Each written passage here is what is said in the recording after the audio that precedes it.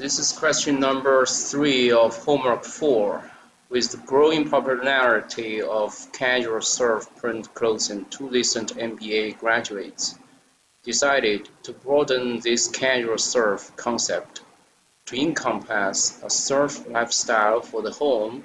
With limited capital, they decided to focus on surf print table and floor naps to ascend people's homes. The projected unit sales of these naps to be 9,000 in the first year, with growth of 7% each year for the next 5 years. Production of these naps will require $55,000 in net working capital to start. The net working capital will be recovered at the end of the project. So the end of the project means it's the end of the 5th year. Total fixed costs are $115,000 per year. Variable production costs are $24 per unit. So we need to multiply this number by the sales each year to get the variable cost per year. The units are priced at $52 each. And then we need to multiply this price per unit by the number of units to get the revenue. The equipment needed to begin production will cost $195,000. The equipment will be depreciated using the straight-line method over a 5-year life and is not expected to have a salvage value. So this initial cost will be depreciated straight line to 0 in 5 years. The effective tax rate is 40% and the required rate of return is 25%. So this simply tells us what is the discount rate when we calculate the NPV. What is the NPV of this project? So rounding requirement. Do not round intermediate calculations and round your answer to 2 decimal places. And to best meet the first part of the rounding requirement, do not round intermediate calculations. I find it very convenient to use Excel. So that's what I'm trying to do here. Pull out Excel, open Excel. And so to get the NPV of this project, we just need to get the every year's cash flows. We start from revenue and we subtract all sorts of costs, including the fixed cost, the variable cost, and the depreciation. And then we figure out the EBIT, earnings before interest and taxes. And then with the tax rate, we can figure out the net income.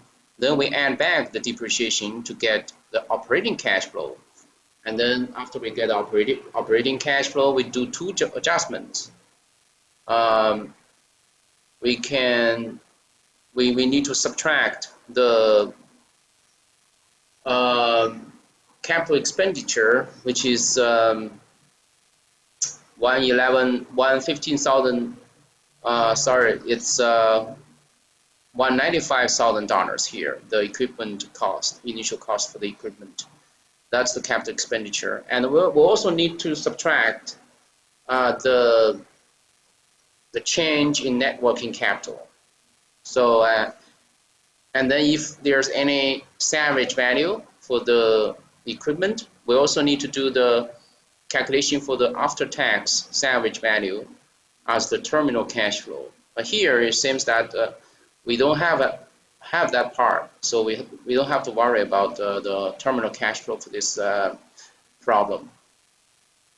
So now let me begin by writing down the year number, year 0, year 1, year 2, year 3, and you can actually pull this year 4, year 5, and Excel will automatically calculate the numbers. So we have 5 years, and year 0 we have units.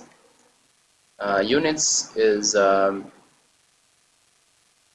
The first year is 9,000, so 9,000 here, and the growth rate,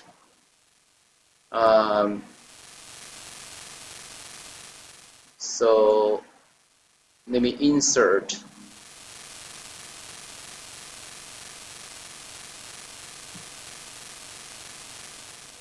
growth rate of unit. So this turns out to be 7%. 7%.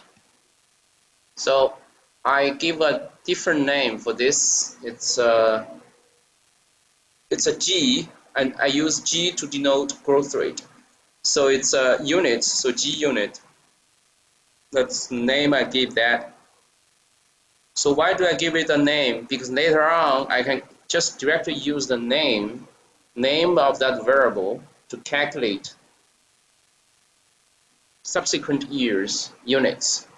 So year 2's unit is year 1's unit, 9,000, multiplied by the growth rate, 1 plus the growth rate of G unit.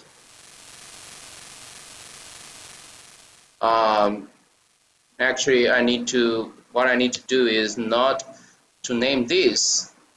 I need to get rid of the name here. So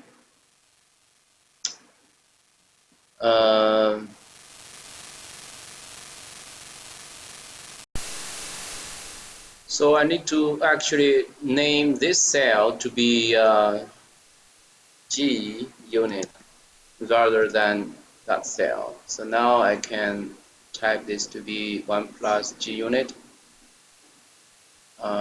This is G unit.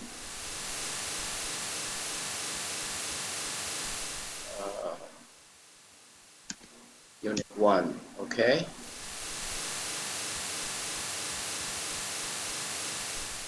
Alright, so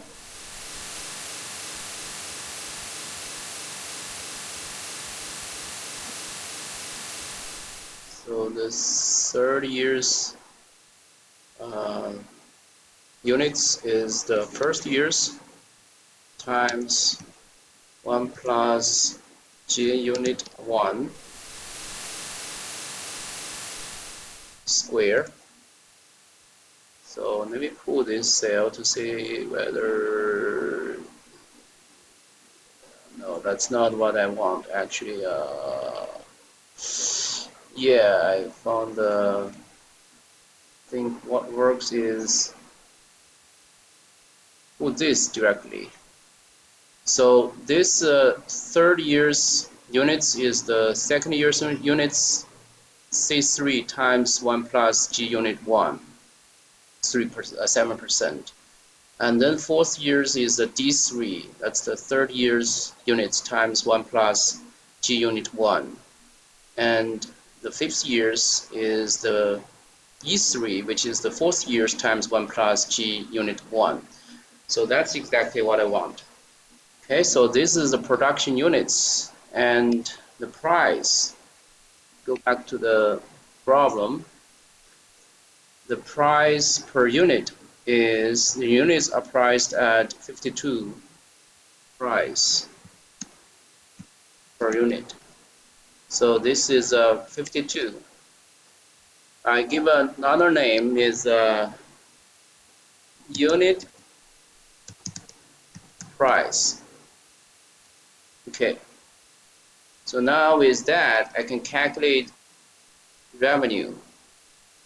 So revenue is for the first year is units times unit price 52, and pull all the way to the right until the last year, the fifth year. F3 times that. Okay, so that's the revenue. Now the cost.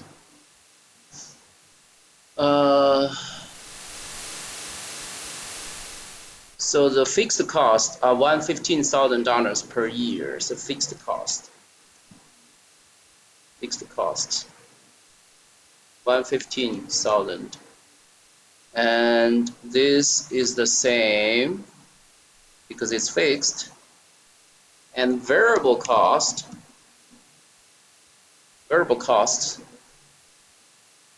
the 24 per unit. So it's unit times 24, and pull all the way to the last year variable costs.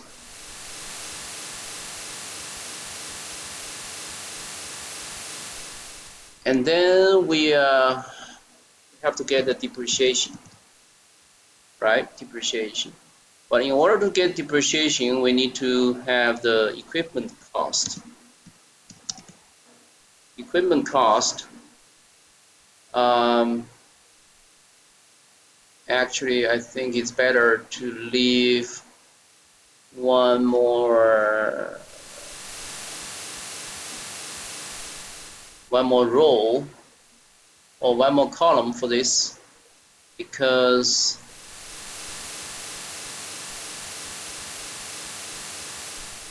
we still have to figure out the year zero cash flow, the current year's cash flow. Equipment cost, that's 195,000. And now the depreciation. Depreciation is straight line, 5 year. So every year the depreciation is equipment cost. I think it's better to name this EQUP cost, equip cost. Give another name for that. Now I can use the EQUP cost divided by 5 because it's a straight line depreciation over 5 years. So every year depreciation is this, and pull all the way to the right. So now we can get EBIT,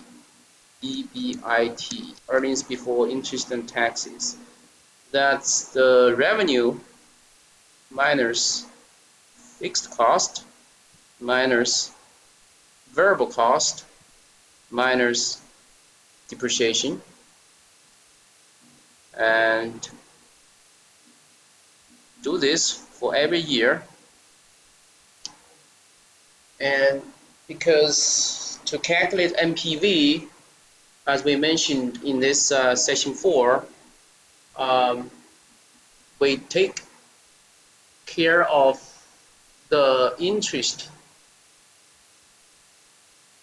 Basically, we take care of the capital structure of a firm by the discount rate. So for the cash flows, we don't consider the interest expense. So that means EBIT is also EBT, so earnings before taxes. And taxes is the tax rate. Tax rate here is 40%. 40%. So I give a name T rate, tax rate. So now I can figure out the taxes. This is simply the EBIT times the tax rate. And do this for every year. And now net income is simply the EBIT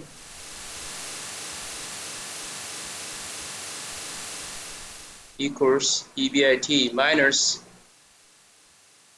taxes.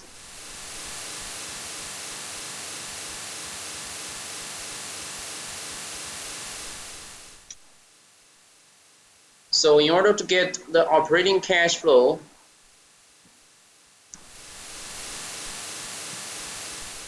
we have to add back the depreciation. Add back the depreciation. So add net income by the depreciation. And that's why I get this number. And do this for every year. So now we have the operating cash flow. As we said, we need to do two adjustments. One is to take care of the capital expenditure. Here is the equipment cost. Another is the change in net working capital. So net working capital, the initial net working capital, that's the production of these snaps will require $55,000 in net working capital to start. So initial is 55,000, and the setup also mentions that the net working capital will be recovered at the end of the project. So that means the end of the project, the net working capital will be zero. So that's what it means by recovered, being recovered. So that's the level. But we need to do the change in NWC. The initial change, because before this year, the current year, there's no net working capital specific for this project. So the change equals the level. So that's simply the same as this one. And then for last year's, the change is simply the year 5's, the 5th year's net working capital minus the current year's net working capital. So finally, I can do the free cash flow calculation by taking care of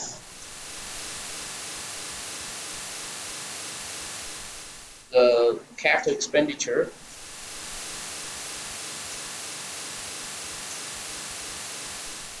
The current year's operating cash flow is simply zero, right? Because the project will start to produce units starting from year 1. So current year, everything is zero, the operating cash flow. So 0 minus the equipment cost. 0 minus this one, operating cash flow minus equipment cost, that's the capital expenditure, and then minus the change in net working capital. So that's the free cash flow for the current year, and do this for every year.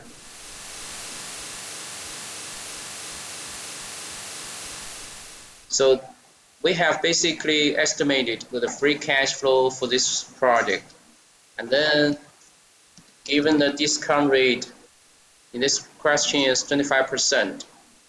25%. So this is the D rate, discount rate. And then I can figure out the NPV. NPV is simply I can use the NPV function. But remember, the NPV function, the first argument is the rate, that's the discount rate. So D rate. But starting from the second argument, all the values refer to the cash flows starting from year 1. So year 1, and pull the mouse, press the shift button on your computer and pull the mouse all the way to the right until the last year's cash flow. So the NPV basically only calculates the present value of all future cash flows. It doesn't take care of the current cash flow yet.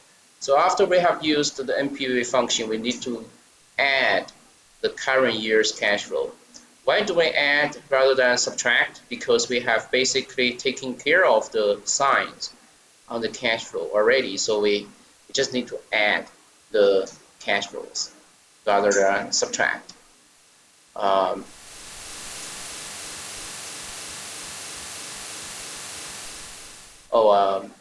Seems that we have some. So let me finish this first. And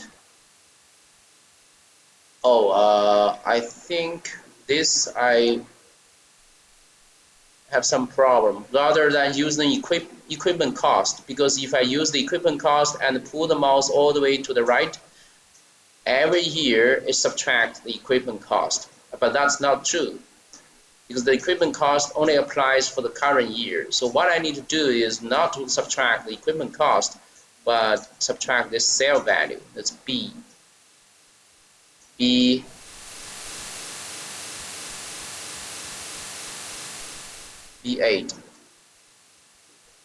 Yes, that's what I need. Then I will be able to get the correct answer. Yes, starting from year one, the cash flow will begin to be positive until the last year. So that looks to be correct. And then round your answer to two decimal places, and that's exactly what we have here. So just copy this number and here without the dollar sign. I guess also probably without the comma, and check my work. Okay, got it right.